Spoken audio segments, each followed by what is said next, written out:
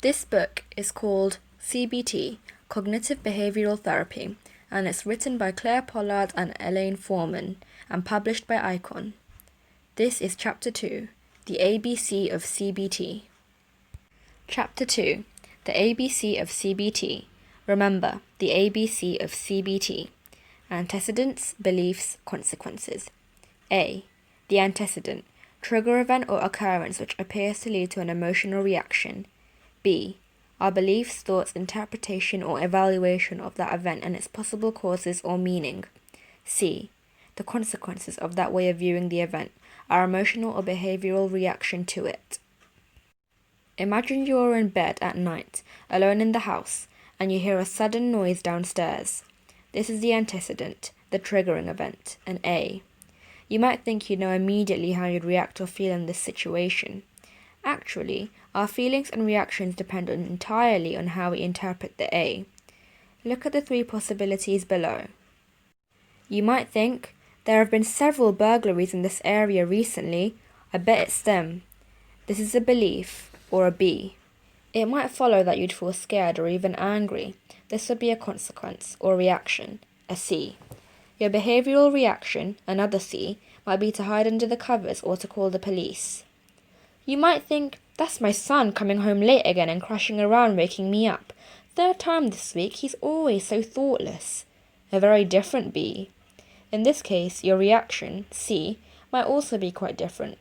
Now you might feel very angry and frustrated, and your behavioral C might be to shout at him or try to impose some kind of sanction. But you might think, that's my lovely partner returning earlier than expected to surprise me because I was feeling a bit low today. How very sweet. Then your feelings, C, might be loving and positive, and your behavioral reactions, more C's, equally so. So in each of these scenarios, the A is exactly the same. The C's are all completely different. What makes the difference? The B's, our beliefs. The way in which we think about the situation determines the way we feel about it and react to it. Of course, in real life, things are more complicated. Our beliefs are influenced by myriad factors, including our upbringings, education, and past experiences. Behavioral and emotional C's in one situation feed into the A's and B's of other situations, and so on.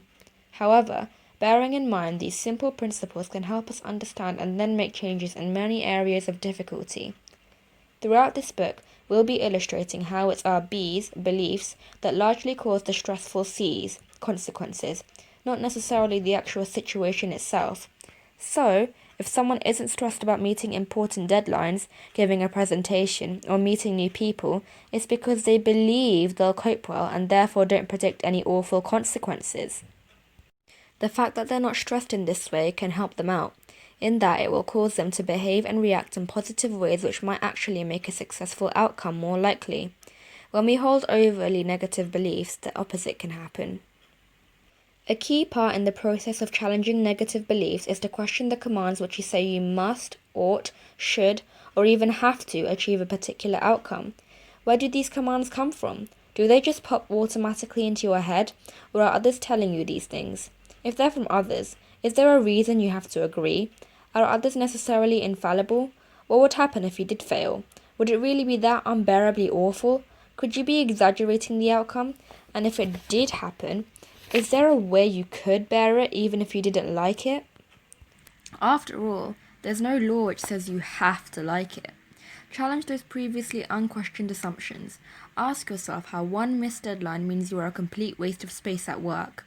Isn't that a bit unfair on yourself? Would you judge others like this?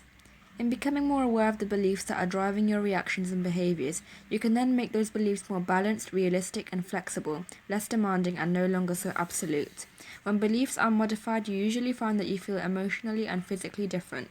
This actually enables you to evict catastrophizing and its companion, procrastination, and get on with the task in hand. The consequence? You normally find yourself feeling ever so much better than before. Have another look at the quotation from Epictetus at the start of the introduction. Amazing how it's absolutely spot on, encapsulating the latest developments in CBT, despite being said over 2,000 years ago. But identifying the antecedents and the beliefs and then actually challenging them, both in your mind and your behavior, like so many things, is much easier said than done. It's very important to tell yourself that, like any new skill, learning your ABC takes a while. It will take time before you know it by rote and can incorporate it automatically into your daily routine. Useful tip. Think of this book as your mental workout. After all, you are working it out, aren't you? You really can sharpen, tone up, and keep your mind fit by regular workouts at the mental gym. When you go to the space, your private mental gym, that's when you practice challenging unhelpful, mood-disturbing, distorted thinking. Your workout strengthens you as you develop new qualities and performance-enhancing, stress-reducing, life-improving beliefs. End of Chapter 2. The ABC of CBT.